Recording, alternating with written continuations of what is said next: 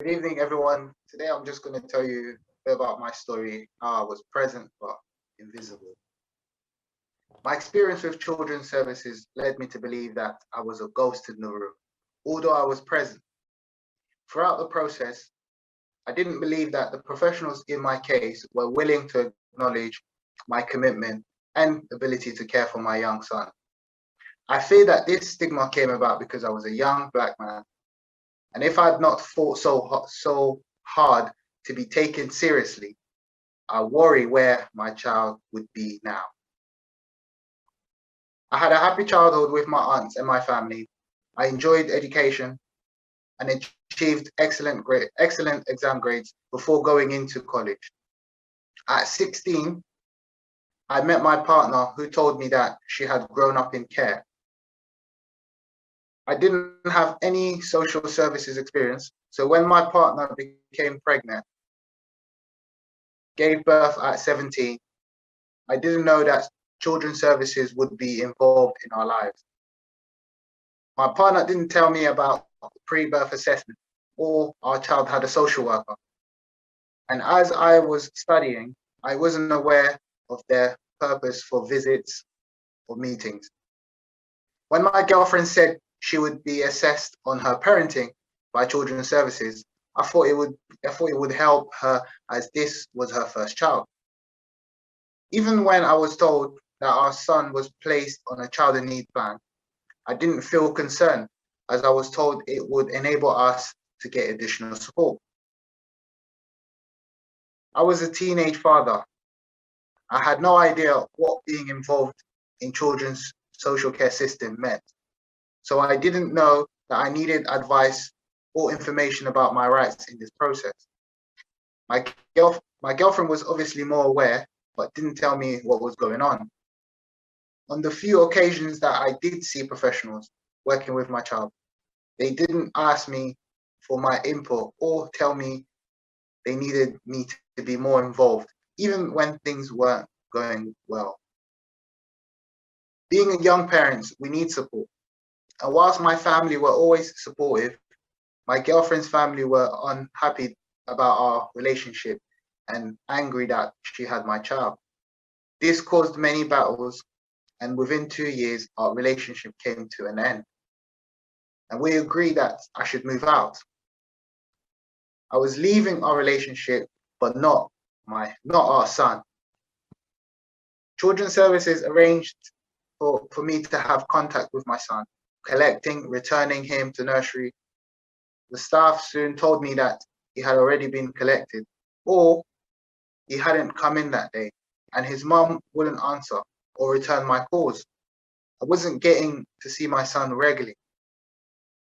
Then a social worker rang me and said my child was on a child protection plan. She accused me of being inconsistent in my care of him. I tried to explain the problems I had seeing my son.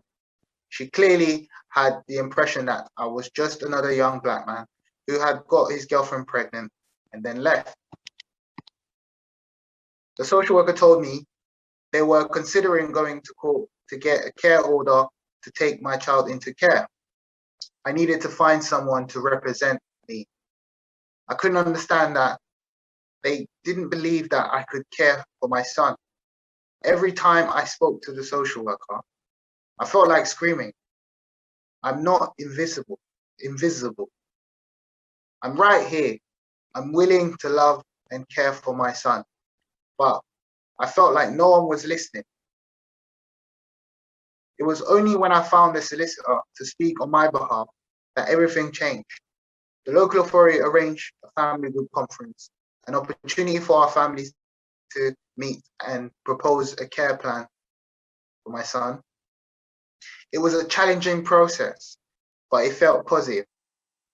However, the local authority still issued care proceedings.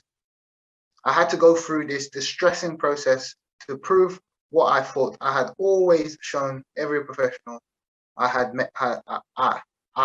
ever met. It felt like being stripped naked, and by the end of it, I realized the system made it difficult for a father to stay present and easy to walk away. How did I become a shadow of myself in that room. I went to court, and in less than a day, the judge had decided that I was able to raise my son and that my son should live with me.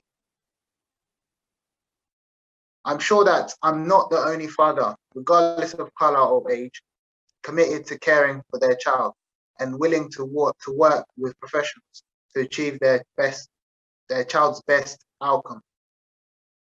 Professionals must continue to learn the significance of effectively working with all family members, not only in professional settings, but also learning from those with lived experience.